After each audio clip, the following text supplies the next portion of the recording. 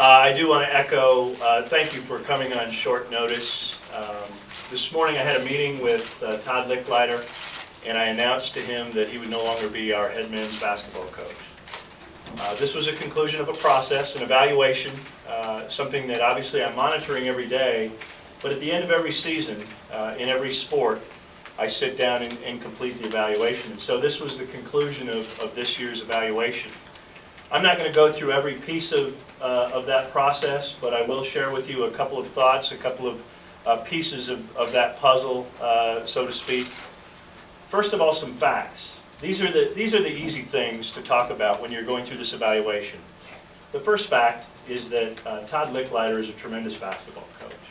I believe that when I hired him, and I still believe it today. Another fact is that Todd is a tremendous person, someone of high values that I share, ethics, all those things that are important to Iowans. The facts that aren't as much fun to talk about, but still facts nonetheless. If you take a look at our competitive record the past 3 years, it has not been improving. It still continues to be below where we would expect, including Coach Lickliter. Our attendance and our season ticket sales have continued to go down. This is not something that started 3 years ago, but in the past 3 years it has continued to go down dramatically. Related to that, but beyond just ticket sales, the financial side of the basketball equation, the revenue from ticket sales, the revenue from contributions, the revenue from all other sources related to basketball have continued to decline dramatically. So those are the facts on both sides. Those are, again, the easy part of the evaluation.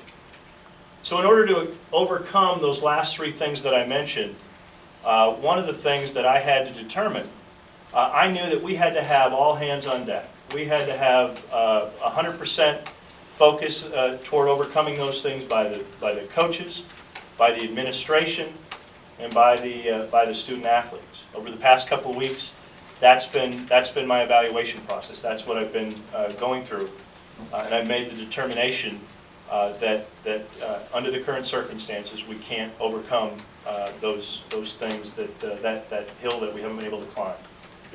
A little sidebar, step aside, certainly directly related, a positive in a challenging situation.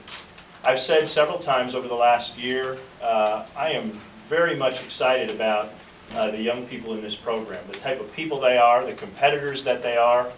I still believe strongly in this group, and if this group will stay together, if this group, including the current student athletes and the group that have committed to coming to Iowa, if they'll stay together, for the first time in my tenure, arriving in 2006, I really believe we have a chance to compete in the Big Ten Conference. Just running down Cully Payne, our starters, Cully Payne, his 25-point performance, he's proven to be a leader. Matt Gatens, he's a go-to guy night in and night out. He now has 2 years under his belt playing with that injured ankle. He showed his toughness. Aaron Fuller, the dramatic improvement from freshman to sophomore year. I look forward to the same thing there. He's proving to be a Big Ten scorer. Eric May, I think, has potential to be one of the best athletes in the Big Ten. Jared Cole, a senior, a leader. His perseverance of an injury, and that's not taking away from Brennan and from Andrew and Devin. And then add to that the 4 young men who have said they're going to come to the University of Iowa. I don't watch our recruits play. That's what the coaches do, and I think many of our fans do. But by all accounts, they're a terrific group. Not only basketball players, but young men. So now back to kind of the broader discussion, the broader topic. Understandably so, under the circumstances, there's a lot of speculation and desire to say, whose fault is this? Why hasn't this worked? I would say you can place some of that on me. You can place some of that on Todd. You can blame some of it on bad luck. Wherever you want to go, you can come up probably with a way to defend that thought process. In the end, it doesn't really matter. In the end, it's my responsibility to create an environment for our basketball program, get this basketball program back on track. And I'm not excited about how we've gotten to this point or how I have to proceed beginning today.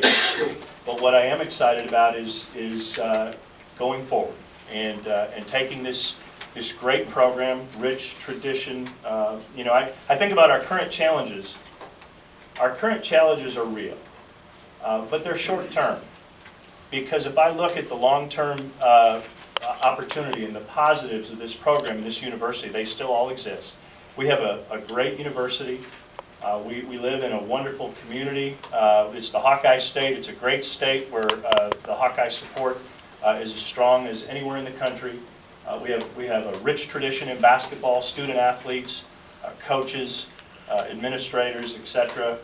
We have an incredible commitment, not just during my time, but certainly continuing in my time financially, to the sport of basketball. The annual reports that come out of the federal government rank, you know, you can break those down, and in terms of basketball support, the University of Iowa is 4th in the Big Ten, after Indiana. Let me see my list here. Indiana, Michigan State, and Wisconsin.